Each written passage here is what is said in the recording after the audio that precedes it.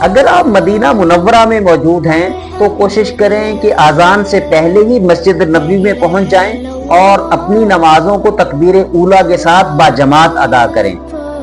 اگر آپ کے قیام کا دورانیہ 8 روز سے زیادہ ہے تو کوشش کریں کہ ترتیب کے ساتھ اپنی 40 نمازوں کو مسجد نبوی میں باجماعت مکمل کریں۔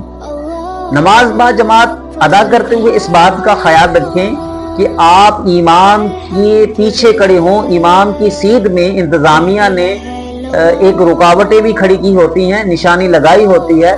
کچھ لوگ جلد بازی میں اس سے بھی آگے کھڑے ہو جاتے ہیں، جو کہ درست عمل نہیں ہے۔ اپنی شاپنگ کے اوقات کو مقرر کریں۔ نمازوں کے اوقات میں ہرگز بازاروں کا رخ اختیار نہ کریں۔ ادب کو ہمیشہ ملحوظ خاطر رکھیں اور کوشش کریں کہ آپ کا زیادہ سے زیادہ وقت رسول اللہ صلی اللہ علیہ وسلم کی مسجد میں گزرے۔